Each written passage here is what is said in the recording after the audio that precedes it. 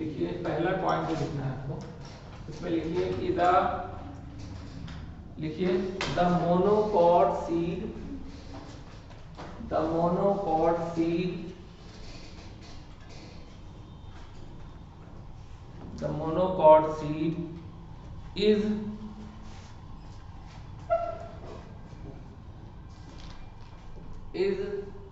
a single cotyledon having seed, is a single cotyledon having seed, is a single cotyledon having seed, single cotyledon having seed। फिर लिखिए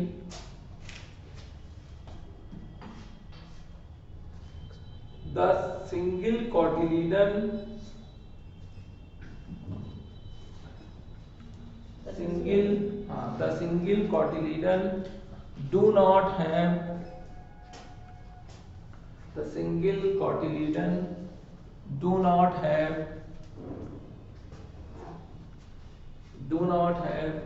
food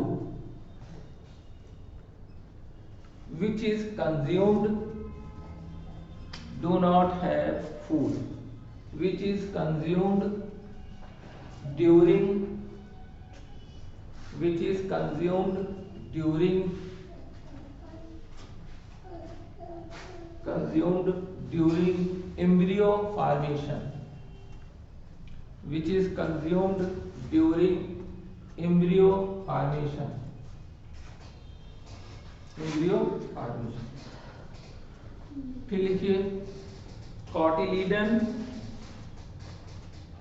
is called scutellum, cotyledon is called, हाँ दूसरी, cotyledon is called scutellum, is called scutellum, present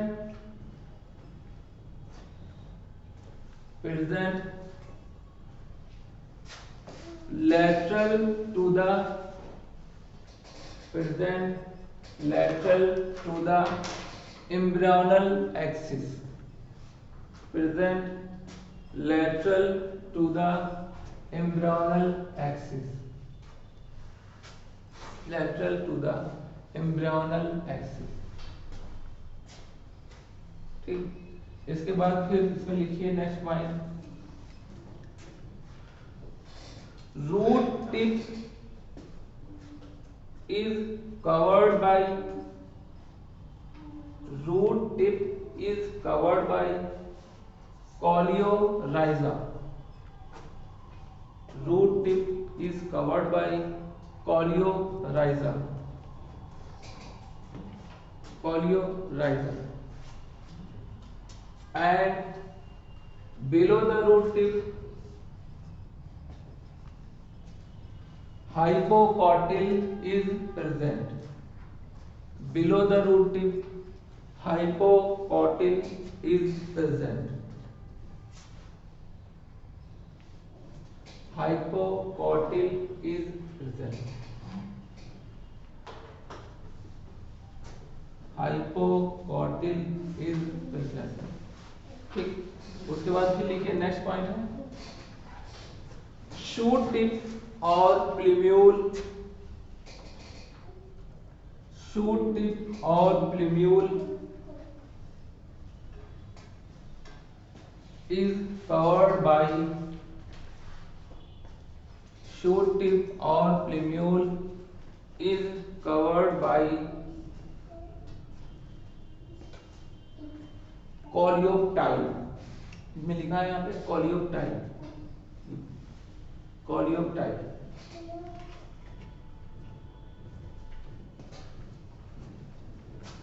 coleoptile।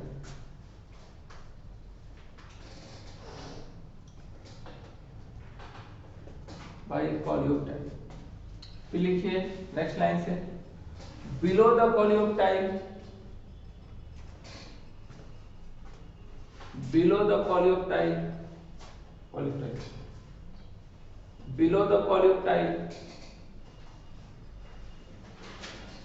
epicotyl is present. Epicotyl is present. Epicotyl is present. Epicotyl, ठीक है, ये इतनी बात हो गई। अब डायकॉट के जो सीड है उसमें और मोनोकॉट के सीड में क्या फर्क है, ठीक है। तो एक तरफ आप लिखिए मोनोकॉट सीड, बीच में लाइन खींच दीजिए, और दूसरी तरफ लिखिए डायकॉट का सीड। तो मोनोकॉट पहले लिखिए, बाद में दूसरी तरफ लाइन खींचने के बाद डायकॉट, ठीक है।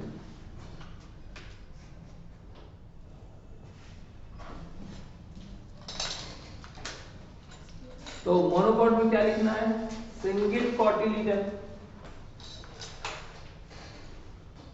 Single cotyledon. डायकॉट में लिखना है to cotyledon, single cotyledon.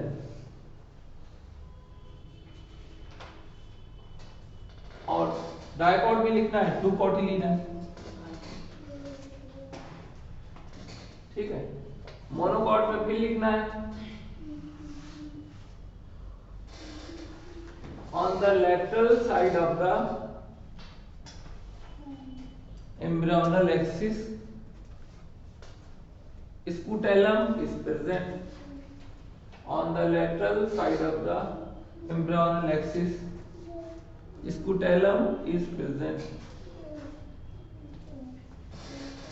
Scutellum is present. और डायकॉट में लिखिए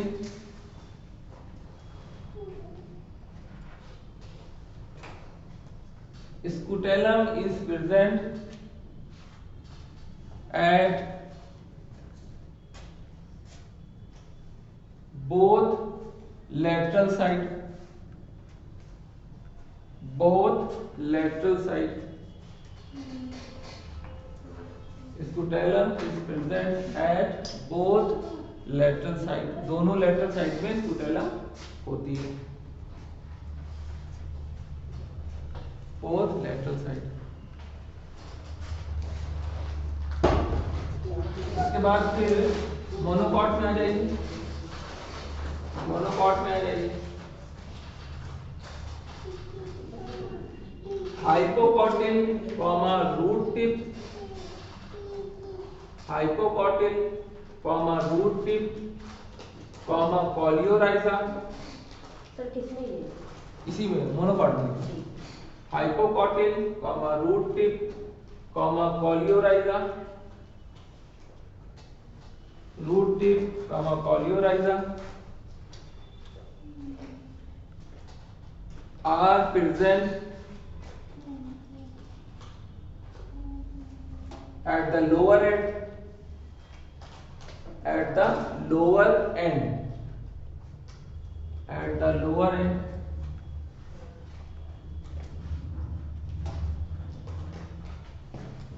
at the lower end। उसके बाद डायकॉट में लिखिए सेम,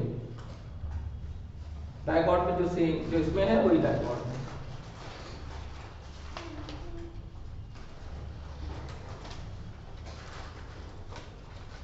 इसके बाद फिर जो है हमको बात करनी है कि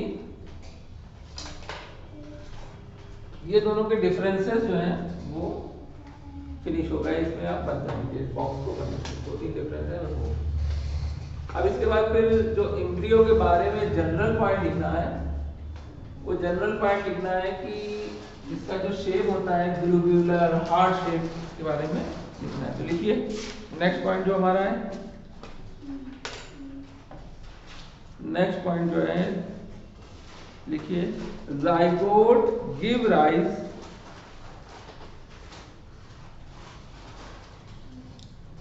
globular comma heart shaped, globular globular लिखा हुआ comma heart shape and globular, heart shape and mature embryo. Mature embryo and mature embryo and mature embryo. इसको हम लोग मैच्योर एम्ब्रियो के नाम से जानते हैं। तो ये इतनी बात इसके अंदर फिनिश हो गई। अब नेक्स्ट हेडिंग हमारी है दैट इज द सीड। अब सीड के बारे में हमें बात करनी है। ये दो प्रकार के सीड होते हैं, उनके बारे में हमें बात करनी है।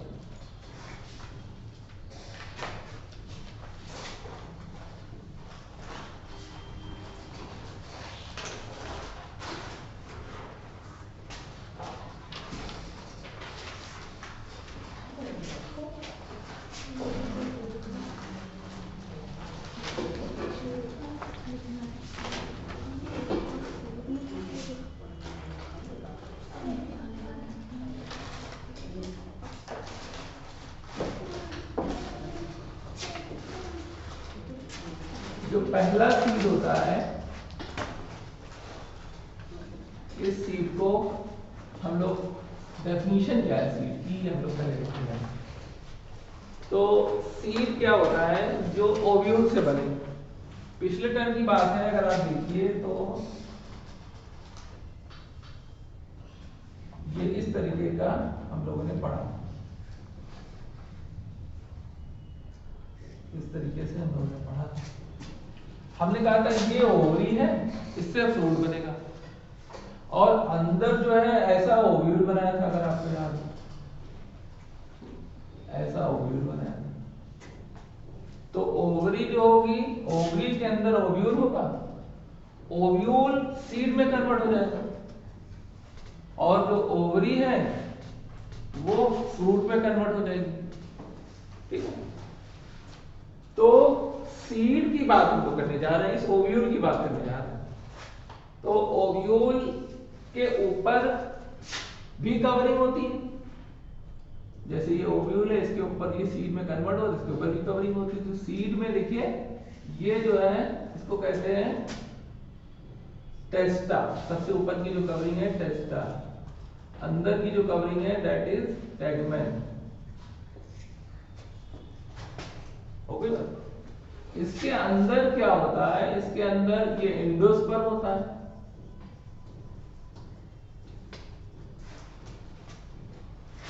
कॉटिलीडन होता है,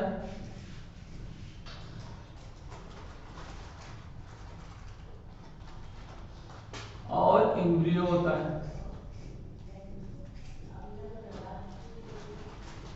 तो सीड के अंदर कॉटिलीडन, एम्ब्रियो और एंडोस्पर्म, तीन चीज होनी चाहिए। ठीक है, अगर एम्ब्रियो डेवलप हो रहा है, ग्रो कर रहा है, तो खाना खाएगा, फूड लेगा। वो जो फूड लेगा वो फूड कौन देगा? एंडोस्पर्म देगा। एंडोस्पर्म फूड देते देते सारा फूड अगर खत्म हो जाए, तब उसमें एंडोस्पर्म में फूड नहीं बचा, तब वो सीड हो जाएगा नॉन एंडोस्पर्मिक सीड। इसका फूड खत्म हो जाएगा, वो नॉन एंडोस्पर्मिक हो जाएगा। और अगर वो फूड देते देते एम्ब्रियो का डेवलपमेंट हो भी गया, फिर भी फूड बचा है, तब वो हो जाएगा एंडोस्पर्मिक फूड। तो दो कैटेगरी सीड की हुई, एक नॉन एंडोस्पर्मिक और एक एंडोस्पर्मिक। ठीक है, तो जो नॉन एंडोस्पर्मिक है और जो एंडोस्पर्मिक है, वो दोनों सीड जो है आप लोगों को इसमें पढ़ना है। तो सीड की पहचान क्या है? It is a bilayered structure in which the cotyledon, embryo, endosperm are present. इसके अंदर एक पोर भी होता है, यहाँ पर एक पोर होता है, जिसे हम लोग कहते हैं माइक्रोपाइल, जो आपको पता होगा। माइक्रोपाइल अभी हमने यहाँ पे पिछले टर्म में पढ़ा, ये होता है। तो माइक्रो, जैसे तुम लोग क्लास एब्सेंट है तो यूट्यूब पे हमें पढ़ लिया, देख के पूरा लेक्चर, जैसे ये तो पूरी लाइव रहता है, जैसे ही आप बोलते हैं वही सब हम कुछ एग्जैक्ट कुछ कट कॉपी करते हैं टाइमिंग। तो तुम लोग के जो छूटे हैं उसको तुम देख सकते हो, क्योंकि ये सब चीजें पॉइंट बहुत अच्छे होते हैं, यही एग्जाम में हमारे यहाँ पूछे जाते हैं, पैटर्न से होता है। ये जो माइक्रोपाइल है, देखिए माइक्रोपाइल एक छेद होता है जो ओव्यूल में भी है और वही सीड में भी होता है, क्योंकि ओव्यूल ही तो सीड बनेगा। तो कॉटिलिडन है, टेगमेन है, टेस्टा है, एंडोस्पर्म है, एम्ब्रियो है, माइक्रोपाइल, ये सब कुछ सीड में होना चाहिए, ठीक है। और सीड का जो फूड है वो अगर खत्म हो जाए एम्ब्रियो को देते देते तो नॉन एंडोस्पर्मिक, और खत्म ना हो तो एंडोस्पर्मिक, दो ही कैटेगरी। तो अब हम लोगों को पहले एंडोस्पर्मिक सीड देखना है, पढ़ना उसके बारे में, कैरेक्टर्स, उसके एग्जाम्पल, और फिर नॉन एंडोस्पर्मिक देखना है। तो पहली जो कैटेगरी है दैट इज द सीड की, वो है एंडोस्पर्मिक।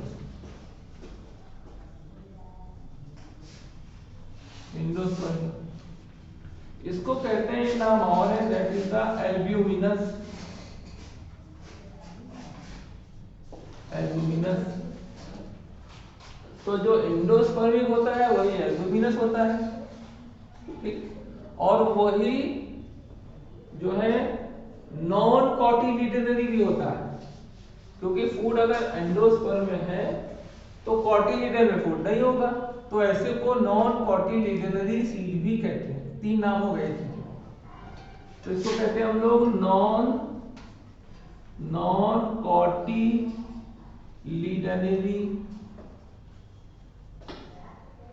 सीड,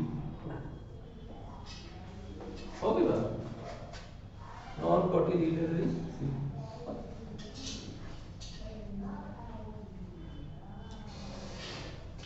अब एंडोस्पर्मिक में जो डेफिनेशन हम लोगों ने समझी उसको हम लोग लिखेंगे।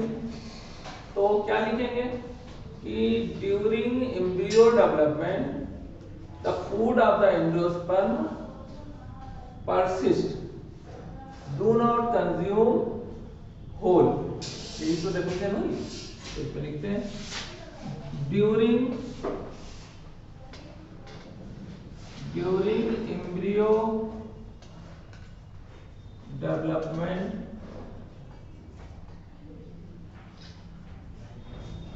food of the endosperm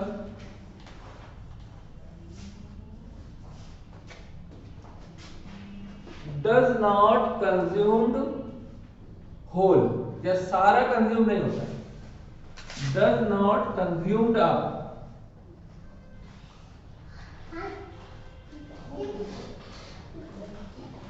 consumed up called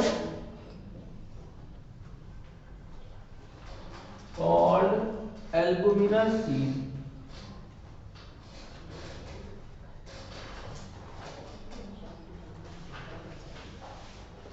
called albuminous seed।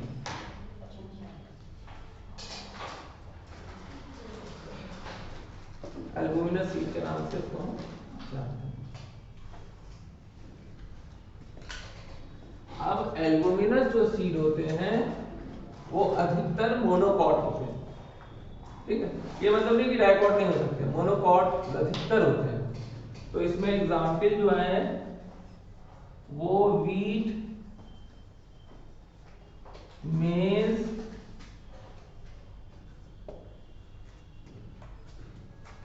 ठीक, एल्बुमिनस सीड में वीट, मेज और बार्ले, कैस्टर, सनफ्लावर, बुक वाले सारे रखते हैं। Barley, castor,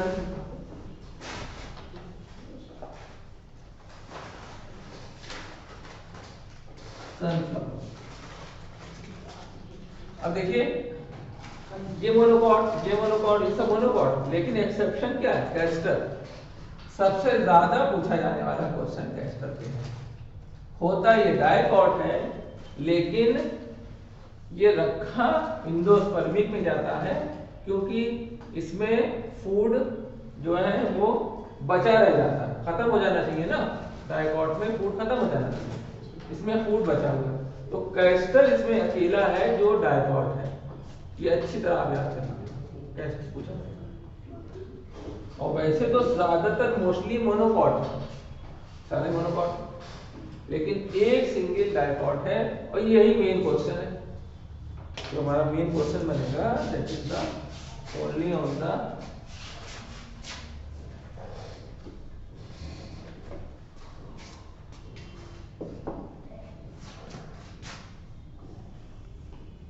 B.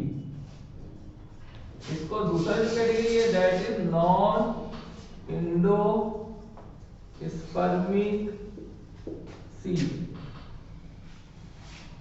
अब ये इंस्पेक्शन हुआ है, आप सबके यहाँ मंत्रालय से पहुंच जाएगा।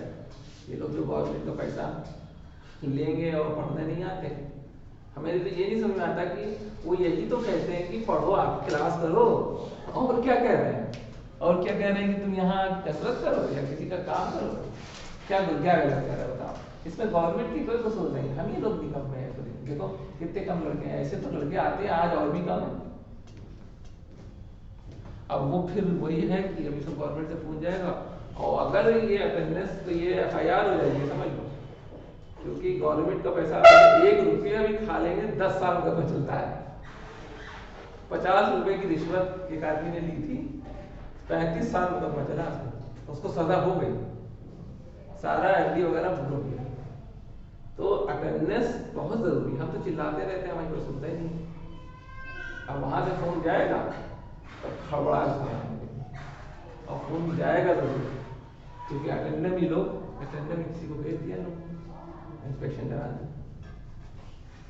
क्लासेस तो हमारी सब बहुत अच्छे से चल रही है, क्लासेस में कोई इशू नहीं है, लेकिन अब लड़के अब कैसे हम जाए किसको घर से पकड़ के लाए। कोई फोन ही नहीं उठाता, फोन नहीं उठाता, आगे से करते हैं।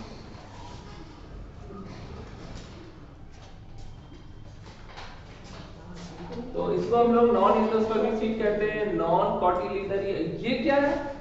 ये कॉटिलिडनरी है, मतलब इसमें इंडोस्पर्म में तो फूड नहीं है, लेकिन कॉटिलिडन में भरा हुआ है। और डेफिनेशन सिर्फ इंडोस्पर्म की होती है, डेफिनेशन जो होती है सिर्फ इंडोस्पर्म की बेसिस पे की जाती है कि इंडोस्पर्म में फूड अगर बचा है तो इंडोस्पर्मिक, नहीं बचा है नॉन इंडोस्पर्मिक, काम खत्म, है ना। तो मेन आपको ये याद करना, ये तो हमने उसके साथ बना दिया है ना, जो आपकी बुक तक में नहीं लिखा है नॉन कॉटिलिडन, क्योंकि ऑब्जेक्टिव क्वेश्चन में आपको चूंकि मिल सकता है, इसलिए हमने इसको बनाया है। तो नॉन इंडोस्पर्मिक में क्या है, इसका दूसरा नाम क्या है? Non albuminous.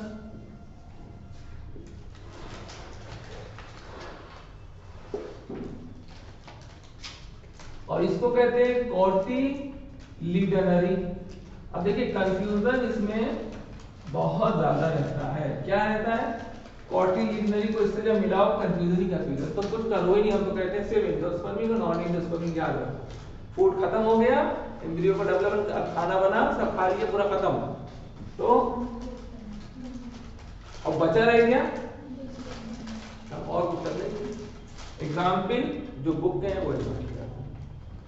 अब इसमें क्या है, जो डेफिनेशन है, ड्यूरिंग, सेम इसी को मिला के during embryo development food of endosperm exist या not, does not consumed up, इसमें कंज्यूम्ड अप, ठीक है। तो इसको कहेंगे ड्यूरिंग। अब देखिए नेचर, देखिए कि नेचर को पता है उतना ही फूड देती है कि जितना एम्ब्रियो के डेवलपमेंट में खत्म हो जाए। कभी तो खत्म हो जाता है, वरना उसको पता कैसे होगा कि वो एम्ब्रियो इतना खाएगा। और हजारों लाखों करोड़ पौधे हैं, उसको कैसे पता कि इतना फूड दो। तो ये देखिए कितना जबरदस्त सिस्टम है, मतलब आप जितनी तारीफ करें उतना। तो during embryo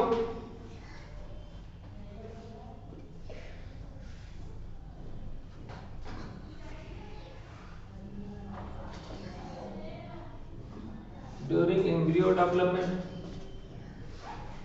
food of endosperm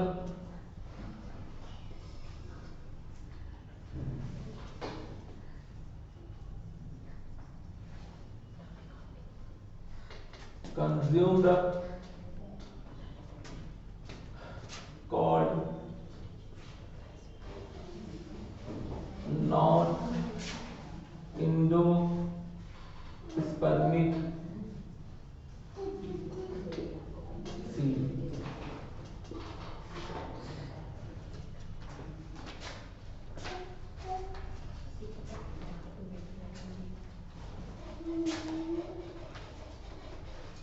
अब नॉन एंडोस्पर्मिक में ज्यादातर डायकॉट होता है। तो डायकॉट जैसे बीन जिसमें 2 कॉटिलीडन, जैसे पी मटर जिसमें 2 कॉटिलीडन, जैसे ग्राउंडनट जिसमें 2 कॉटिलीडन।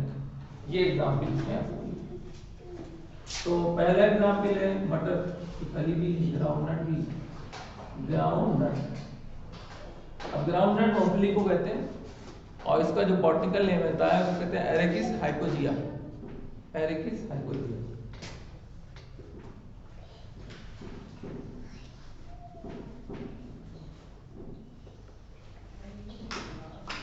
दूसरा क्या है पी, इसको क्या कहते हैं सभी को पता होगा, पायसम से पहले। दूसरा क्या है बीन, बीन कहते हैं इसको।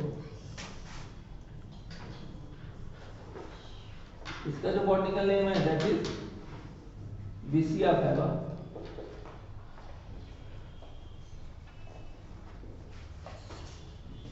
तो कुछ लोगों को उनके बॉटनिकल नेम से याद करना रहता है। जो हमारे एग्जाम्पल दिए हैं उन्हीं में 2-4 हैं जो याद करते हैं, क्योंकि ऑप्शन में वो हो सकता है बॉटनिकल नेम देते विसिया फैबा।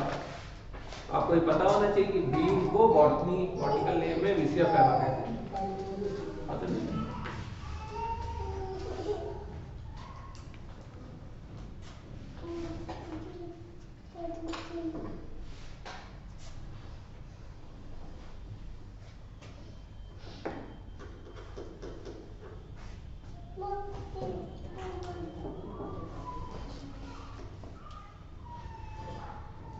ठीक है, तो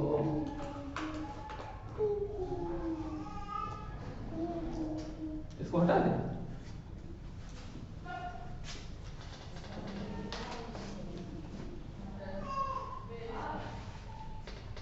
सर ये वाली लेनी चाहिए।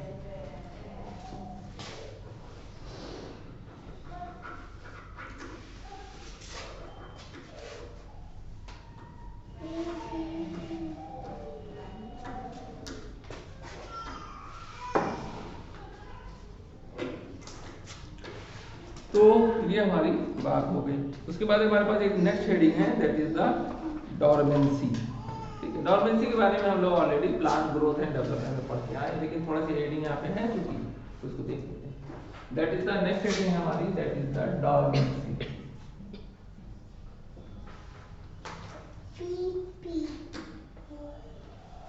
डॉर्मेंसी, डॉर्मेंसी का क्या मतलब होता है कि अगर कोई सीड है उसको आप प्रॉपर एनवायरनमेंट दे रहे हैं। एनवायरनमेंट क्या चाहता है सीड, ये थोड़ी चाहता है एसी में उसको लेटा लो तब वो खुश रहे। वो ये चाहता है कि उसको प्रॉपर एयरेशन मिले, एक पोरस सॉइल हो, एडिक्वेट क्वांटिटी में मॉइस्चर मिले और टेम्परेचर उसके हिसाब से ऑप्टिमम। 3 चीज होती है। ये सब देने के बाद भी अगर सीड नहीं जर्मिनेट कर रहा है तो आप मान के चलिए डॉर्मेंट है, सुप्ता अवस्था में पड़ा है।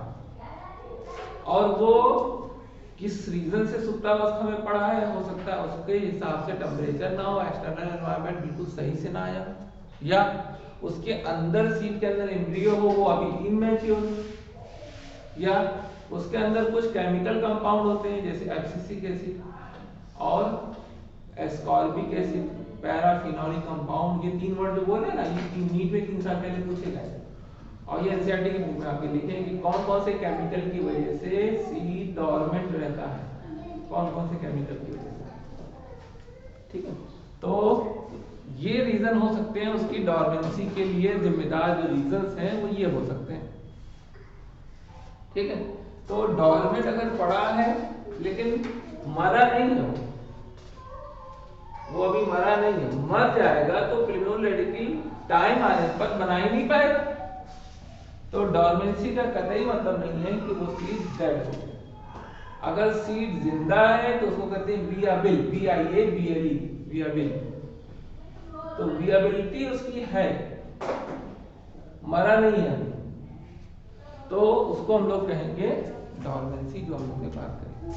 अब डॉर्मेंसी का मतलब जो है वो नॉट फॉर्मेशन ऑफ प्रिम्यूल और radical during the environmental condition या ऑप्टिमम टेम्परेचर, सब कुछ दे फिर भी ना बने। जैसे गेहूं अभी पैदा हुआ, अब ये 6 महीने बाद जब इसका सीजन आएगा तब बोओगे, तब इसमें से प्लांट बनेगा। अभी तुम बो दोगे, अभी गेहूं पैदा हुआ है, इसका सीड है, यही तो सीड है, इसको बो दो, फिर से 6 महीने बाद दूसरा, फिर से 6 महीने बाद दूसरा, तो ऐसा नहीं हो पाएगा। ये अगले सीजन में जब इसका टाइम बुआई का आएगा तभी ये निकालेगा प्रिम्यूल और रेडिकल, तो तब तक क्या रहेगा, ये डॉर्मेंट रहेगा, इसको कहते हैं डॉर्मेंसी। बहुत से ऐसे सीड हैं जिनकी 1-1 हजार साल की डॉर्मेंसी। अब 1000 साल से वो पड़े हैं, प्रिम्यूल रेडिकल बना ही नहीं रहे। कुछ ऐसे हैं जो 500 साल की है। तो डॉर्मेंसी की कोई एज नहीं है कि इतने ही दिन की डॉर्मेंसी। गेहूं चावल में 6 महीने की रहती है, ठीक है, तो डॉर्मेंसी में इसको कहते हैं। तो इसमें लिखिए डॉर्मेंसी में पहले जो डेफिनेशन लिखना है वो लिखिए, not formation of plumule and radicle, not formation of plumule and radicle in presence of favorable environmental conditions, in presence of favorable environmental condition,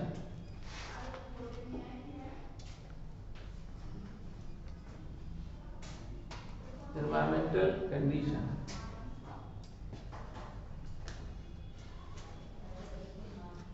favorable environmental condition is called dormancy,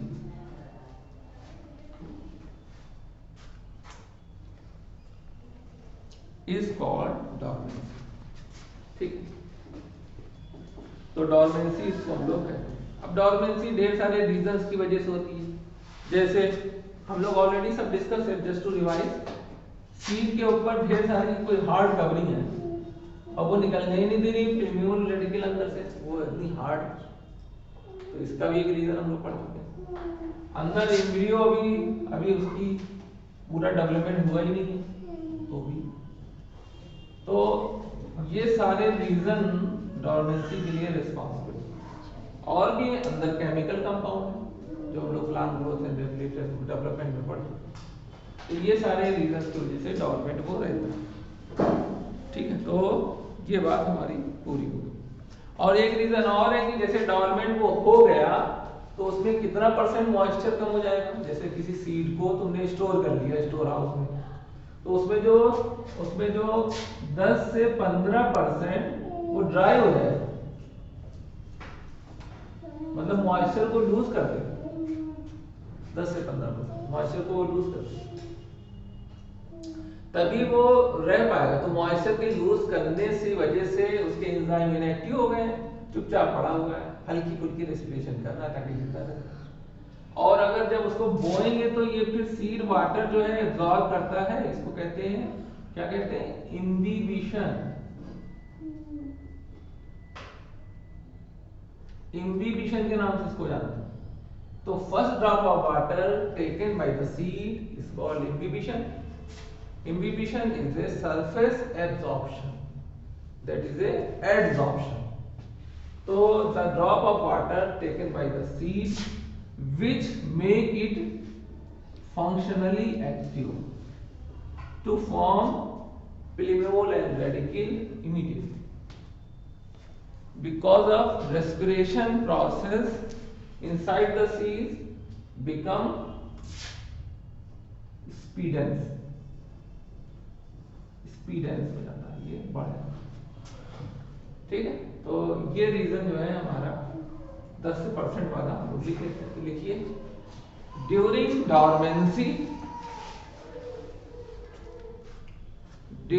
dormancy seed loses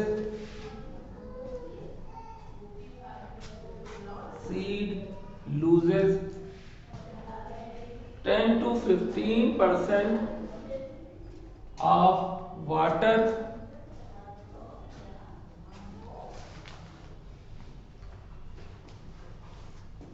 to 15% of water to become dormant। तो ये एक बात इसके अंदर हो। दूसरी बात इसके अंदर क्या करनी है हमको, दैट इज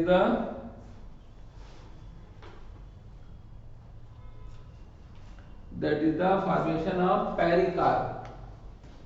पेरिकार्प इसको हम लोग कहते हैं। पेरिकार्प क्या होती है? फ्रूट के ऊपर जो कवरिंग उसको पेरिकार्प कहते हैं। तो ये डॉर्मेंसी हमारी इसकी फिनिश हो गई। अब आपको नेक्स्ट हेडिंग डालनी है फ्रूट। नेक्स्ट हेडिंग है दैट इज द फ्रूट। अब फ्रूट हम लोग पढ़ चुके हैं ऑलरेडी। कहाँ पढ़ चुके? मार्कोलॉजी जूम में पढ़ा। तो फ्रूट हम ऑलरेडी पढ़ चुके हैं, लेकिन इसमें फ्रूट में बारे में थोड़ा सा बताया है, तो हम लोग देखते हैं। तो फ्रूट किसको कहते हैं? सबसे पहले तो क्वेश्चन है आपसे कि गेहूं का ये जो दाना है, मूंगफली का दाना है और मस्टर्ड का दाना, तीनों दाने इसमें रखे हैं। तीनों सीड है कि तीनों फ्रूट है, या कोई एक सीड है कोई एक फ्रूट है? तो पहला जो है ये हमने व्हीट रखा, दूसरा हमने ये ग्राउंडनट रखा है मूंगफली, तीसरा ये मस्टर्ड है सरसों। आपको बताना है कौन इसमें सीड है, कौन उसमें फ्रूट है और कौन उसमें एम्ब्रियो है। That is the question. तो इसमें तीनों के तीनों फ्रूट। सीड कब होता? जब उसकी फ्रूट बॉल हटा दी जाए तो उसको कहते हैं सीड। जैसे मैंगो का एग्जाम्पल समझाने के लिए क्या रहता है, मैंगो के ऊपर का छिलका हटा दो, उसके ऊपर का गूदा हटा दो, उसके गुठली के ऊपर का स्ट्रक्चर हटा दो, तो तीनों जब हटा दोगे तो तुमने फ्रूट बॉल हटा दी। अब अंदर जो जो मुलायम सा सीड मिलता है वो सीड है ओरिजिनल। लेकिन अगर उसकी जो गुठली है, गुठली के ऊपर का छिलका और जो गूदा है और जो उसके ऊपर की जो कवरिंग है वो बिल्कुल पतली हो जाए और उसी गुठली पे बिल्कुल चिपक जाए कस, तो ऐसा इन सब में होता है। यानी फ्रूट वाल इसमें फ्लैशी नहीं होती, खाने लायक नहीं होती, फ्रूट वाल बिल्कुल चिपक जाती है सीड के ऊपर। ग्राउंडनट में जो छिलका होता है, ग्राउंडनट को छीला जाता है, वो छिलका फ्रूट वाल होती है, वो ड्राई हो जाती है, तो वो भी नहीं खाने लायक है, फ्रूट है लेकिन। और मूंगफली छीलो तो उसके ऊपर लाल लाल की कवरिंग होती है, वो क्या है? वो सीड कोट है। और जो मूंगफली का दाना है पूरा, जिसमें 3 दाने हो सकते हैं, एक हो सकता है, वो जो है जो छिलका हम लोग फेंकते हैं वो ड्राई होता है, वो फ्रूट वाल है। तो तीनों फ्रूट हमें निकले। सरसों के ऊपर तो इतना तगड़ा चिपका होता है गेहूं के ऊपर की गेहूं का दाना देख के आपको लगता है सीड है ये, लेकिन सीड उसके अंदर तो है, लेकिन उसके ऊपर जो कवरिंग थी ओवरी वॉल वाली यानी फ्रूट वाल, वो उसके ऊपर इतनी पतली थिन हो गई कि चिपक गई। जैसे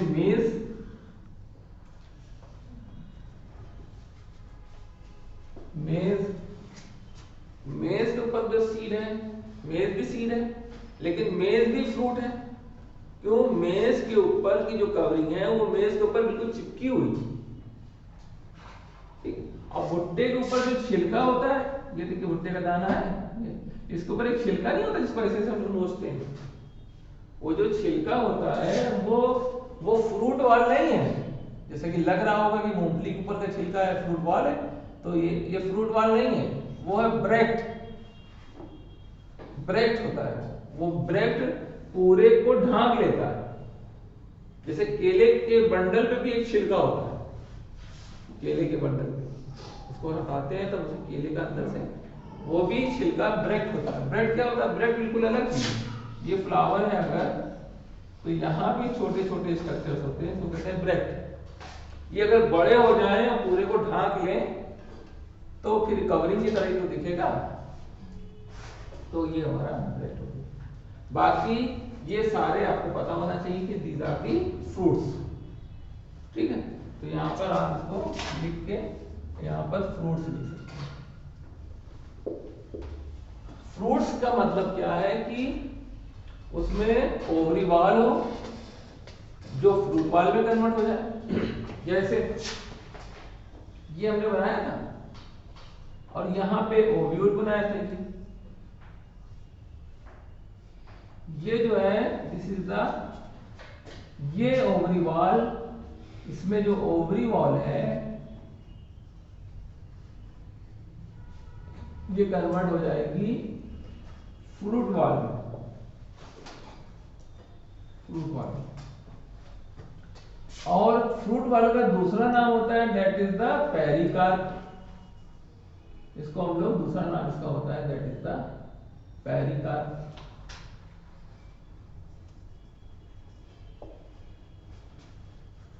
दैट इज द पेरिकार्प। तो पेरिकार्प अगर फ्लैशी हो जाए तो मैंगो, और पेरिकार्प अगर ड्राई फाइबरस हो जाए तो ग्राउंडनट, मूंगफली। यही तो है, बस यही।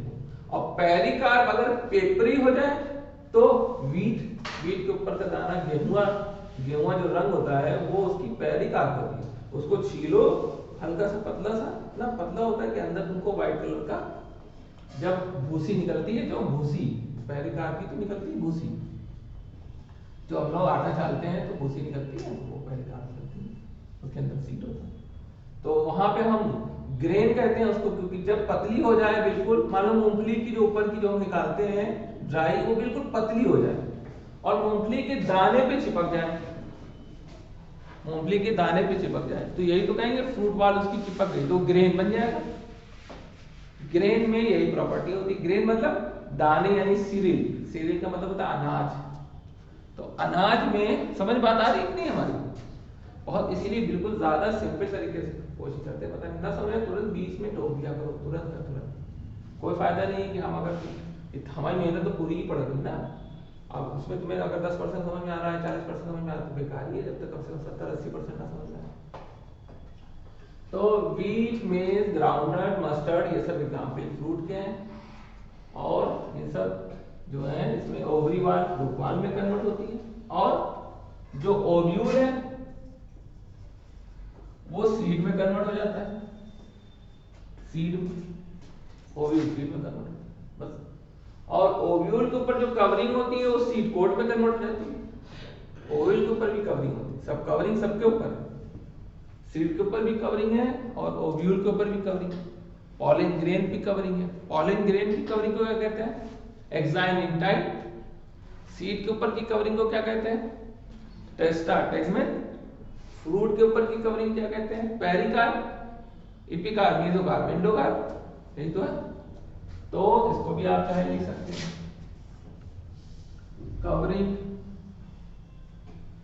ऑफ फ्रूट, फ्रूट को क्या कहते हैं? पेरिकार्प।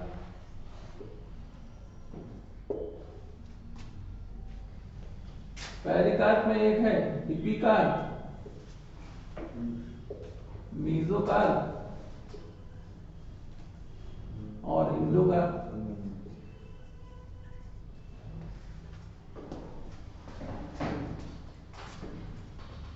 और covering of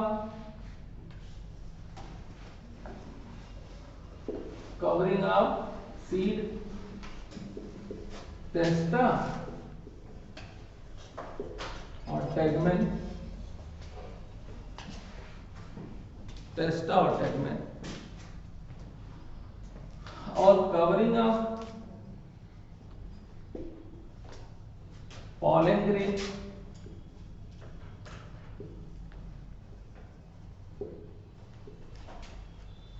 covering of pollen grain, exine in time, exine होता है और इंटाइन होता है। इसको एक्साइन कहते हैं और इंटाइन कहते हैं। होगी बात? तो ये नोट कर लीजिए, सब काम की चीजें हैं, एक साथ रहेंगी तो फायदा है।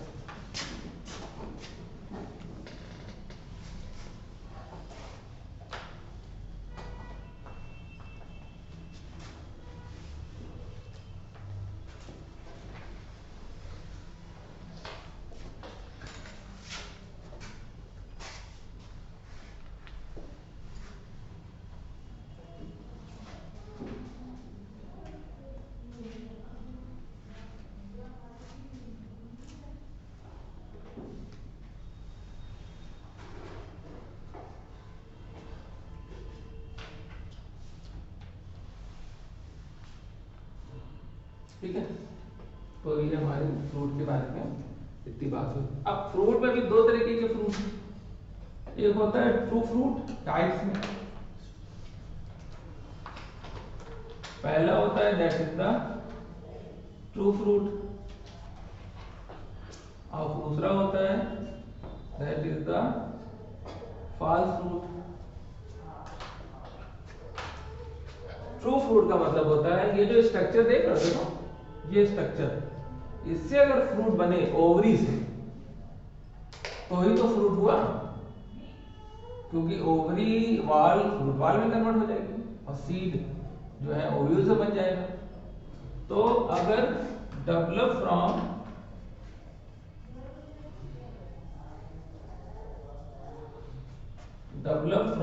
ओवरी तो इसको कहेंगे ट्रू फ्रूट।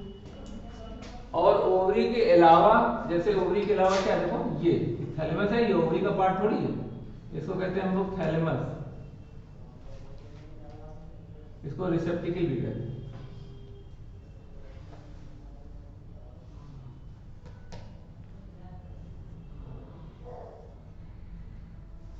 तो अगर अदर देन ओवरी हो तो फास्ट फूड।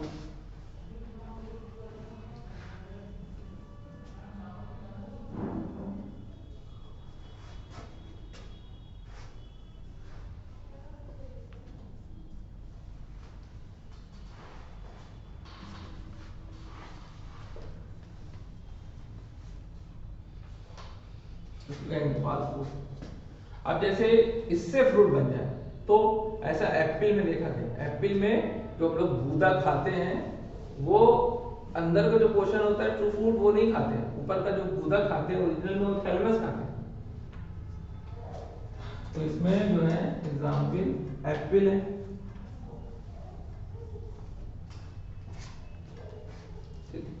इसके अंदर जो है वो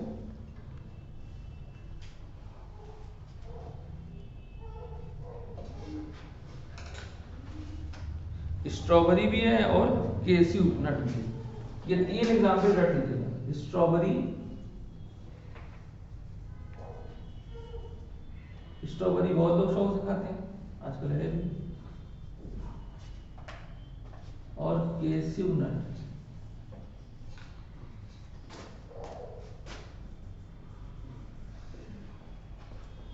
केस्यू नट जो है इसके अंदर।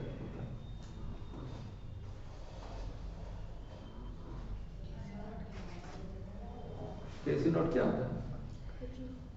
काजू।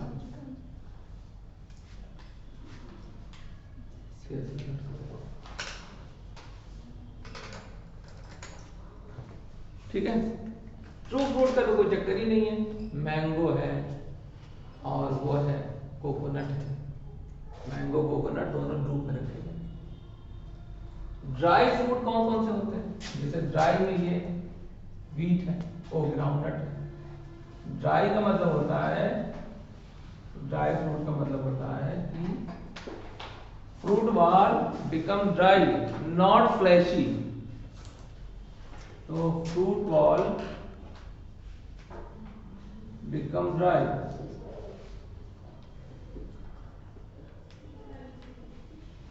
Become dry. एग्जाम्पल ग्राउंडनट, और दूसरा मस्टर्ड।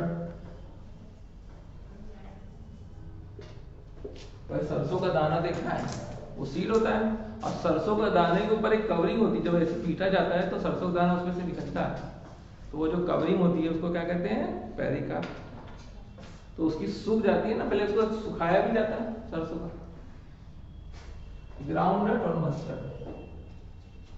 फ्लैशी में, flashy fruit,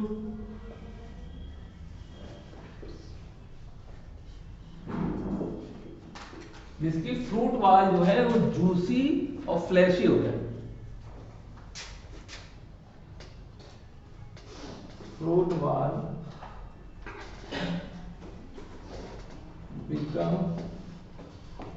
become juicy and fleshy, become juicy and fleshy,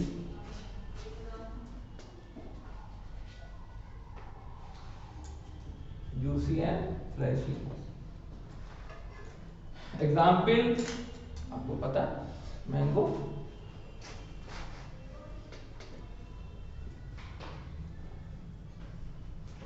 juicy and flash. Example बहुत है, लेकिन हमारे यहाँ जैसे मैंगो हमारी बुक में दिया है, जैसे ये 3 एग्जाम्पल हमारी बुक में है, ये बिल्कुल तय मान के चलिए कि बुक से ही आएगा आपका, बिल्कुल क्लियर है, कोई इसमें शक नहीं है। गुआवा, ऑरेंज, मैंगो 3 दिया है, तो गुआवा भी लिख लीजिए, ऑरेंज लिख लीजिए। इसके अलावा चौथा कोई ऑप्शन नीट में नहीं आ सकता, बिल्कुल फिक्स। बुक की एक एक एग्जाम्पल ही आपको में याद करते हैं, जैसे मार्कोलॉजी में हम लोग याद करके आए हैं, वैसे ही इसमें बुक के ही खाली आपको पढ़ना।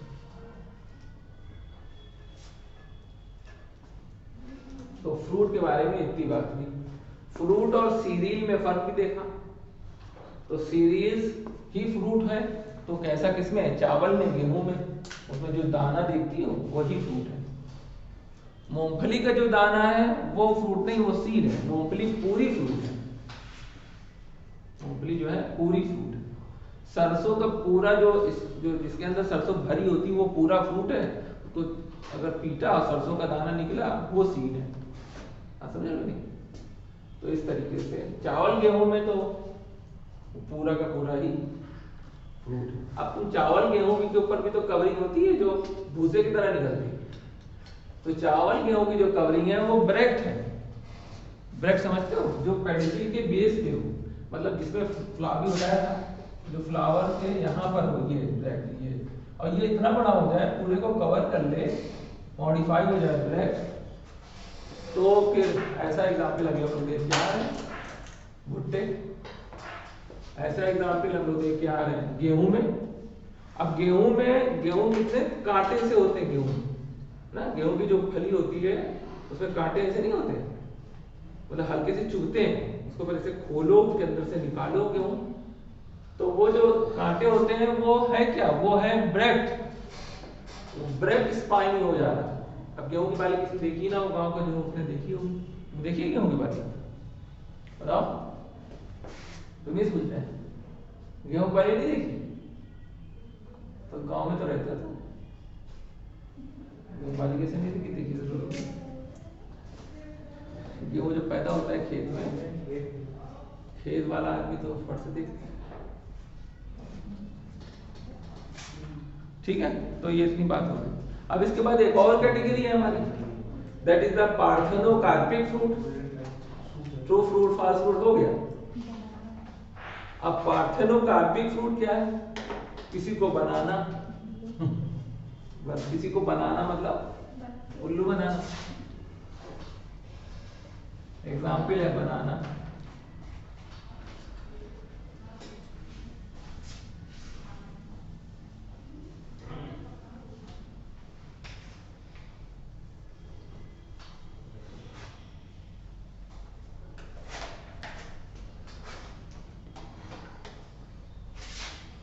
तो नेक्स्ट हेडिंग है, that is the parthenocarpic fruit.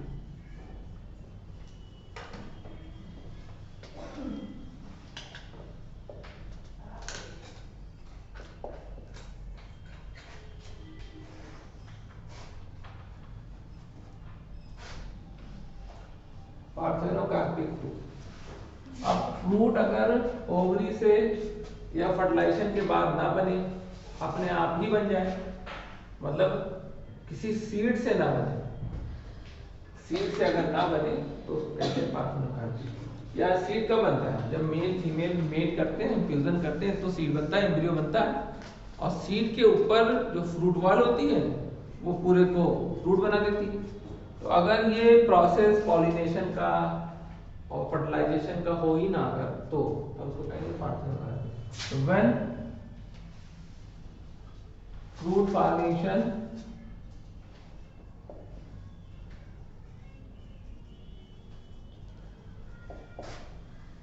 occurs without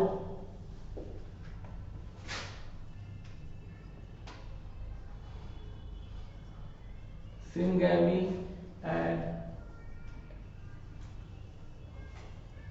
fertilization. When fruit formation occurs without syngamy and fertilization, called parthenocarpic fruit.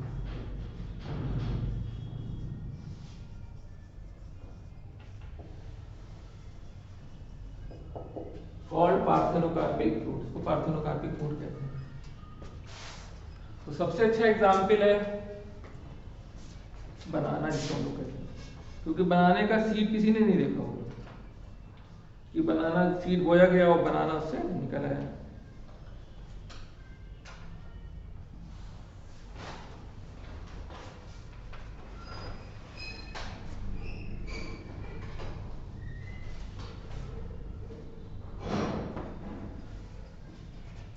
Example में लिख सकते हैं आप बनाना।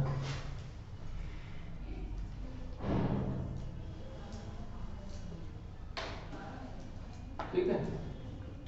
दूसरा क्या है, कभी कभी क्या होता है कि फर्टिलाइजेशन नहीं हो पाया, लेकिन तुमने हार्मोन, जिबरेलिन हार्मोन को, इथाइलिन हार्मोन को डाल दिया, ग्रोथ हार्मोन के इन्फ्लुएंस से पता चला उजली से फूल पक गया। जैसे पपीता फर्टिलाइजेशन नहीं हुआ, लेकिन पपीता कच्चा है और उसको तुमने हार्मोनल इन्फ्लुएंस दे दिया, फट से पक गया। लेकिन उसके अंदर सीड थोड़ी बनेगा, सीड तो फर्टिलाइजेशन के बाद बनता है। और फर्टिलाइजेशन क्या पॉलिन आया ही नहीं, जलिए पका के खाने के चक्कर में कर लिया, तब भी उसको जो है मतलब पार्थेनोकार्पिक कहेंगे। तो also develop from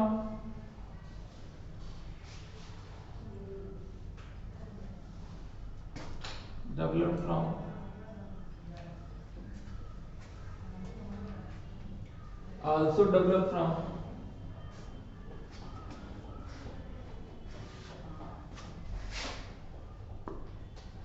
application of hormone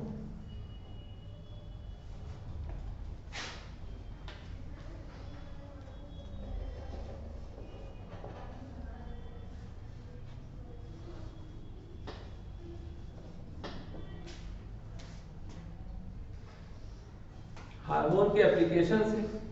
कौन से हार्मोन? तो अगर बहुत क्लियर है तो लिख सकते हो ग्रोथ हार्मोन। और प्लांट में जो हार्मोन होते हैं पकाने वाले, जैसे इथाइलिन है, तो ये एंजाइम इथाइलिन वगैरह growth hormone, growth hormone.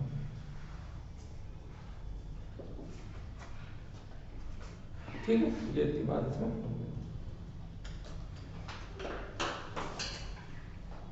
Parthenocarpic fruit की बात हमारी फिनिश हो गई। उसके बाद एक हेडिंग है हमारी एपोमिक्सिस, ये भी इसी की से मिलती जुलती हेडिंग है।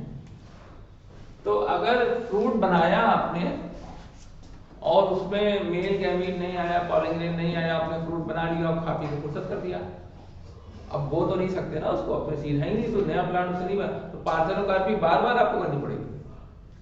पार्थेनोकार्पी में आपको बार बार करना पड़ेगा, तभी तो बार बार फ्रूट बनेगा उसका। ग्रोथ हार्मोन बार बार छिड़कना पड़ेगा। सीड भी है, एक बार सीड बन गया, बार बार उसी सीड को बोते रहो, प्रोडक्टिविटी करते रहो। अब गेहूं के जैसे खेत है, गेहूं में 2-3 किलो में 1 बीघा बो डाला और निकला कितना उससे?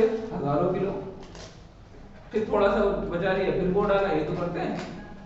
तो सीड एक मजबूत चीज है, उसमें बार बार आपको बार बार चेंज नहीं करना है। पार्थेनोकार्पी में आपको बार बार इन्फ्लुएंस करना पड़ेगा, चेंज करना पड़ेगा पार्थेनोकार्पी। तो इस तरीके से फ्रूट बनाते हैं।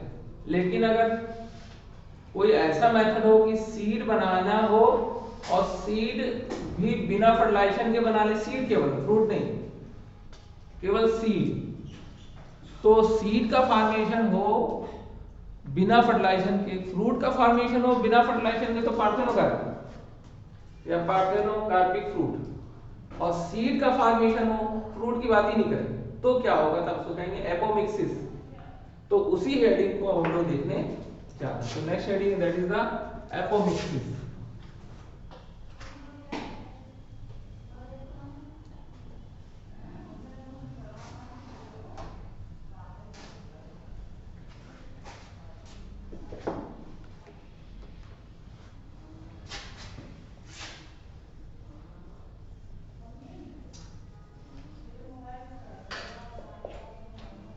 एपोमिक्सिस के नाम से इसको हम जानते हैं।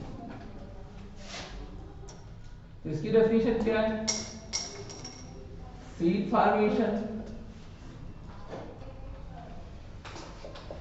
Seed formation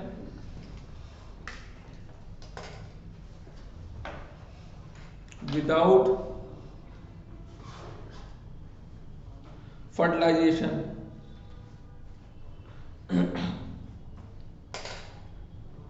without fertilization. तो seed formation without fertilisation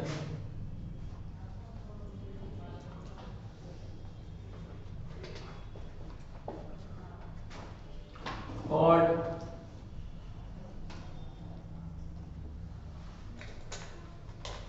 apomixis, इसको हम लोग एपोमिक्सिस के नाम से जानते हैं।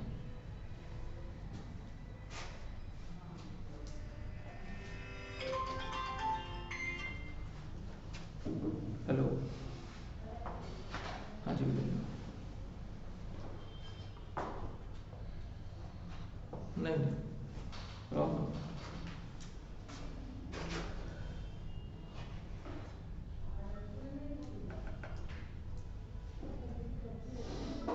तो एपोमिक्सिस, अब एपोमिक्सिस अगर बन जाए तो फ्रूट वूट का चक्कर ही नहीं, सीड बना बना के बोते जाए।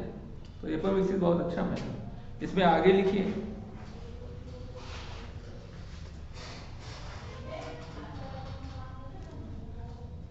some species of Asteraceae, some species of Asteraceae and some species of Asteraceae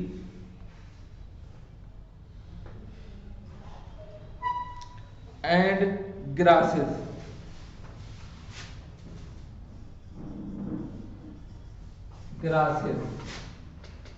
are formed from apomixis.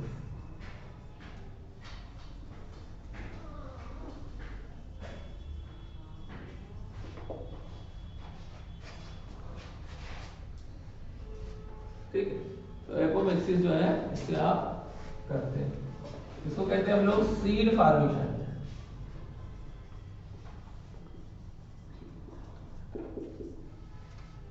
Seed formation इसको हम लोग कहते हैं। तो अब एग्जाम्पल जैसे पूछे आपसे कि एपोमिक्सिस का एग्जाम्पल कोई बताइए, तो आपको एग्जाम्पल बताना है जो हमारे यहाँ एस्ट्रेसी और ग्रासेस। एपोमिक्सिस सीड से हम यूज करते हैं स्पीसीज।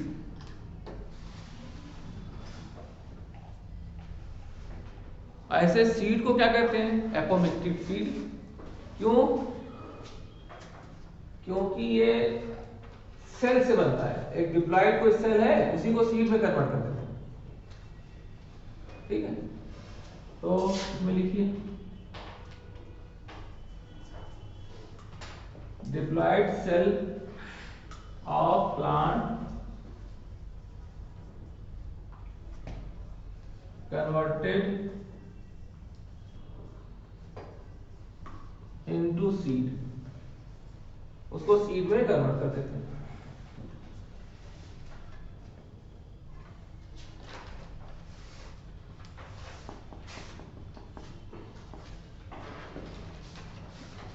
ये डिप्लॉयड एग है कोई,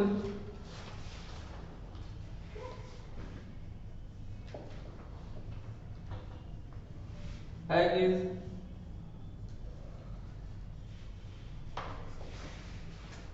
converted into seed. Diploid egg कोई सीड बना लिया इन्फ्लुएंस करके,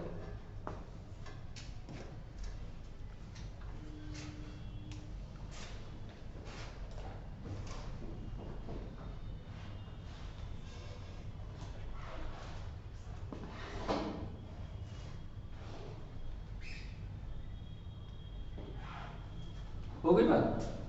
तो ये इतना टॉपिक हमारा फिनिश हो गया। अब क्या बचा है इसमें हमारा, पॉलीइम्ब्रानी बचा है। पॉलीइम्ब्रानी एक छोटा सा टॉपिक बचा है, और जहां तक हमें याद आ रहा है डिफरेंट टाइप ऑफ पॉलिनेशन में जो है हाइड्रोफिली वगैरह बची है, छूट गया, बस वो हम लोग अब नेक्स्ट टाइम पे कवर करेंगे।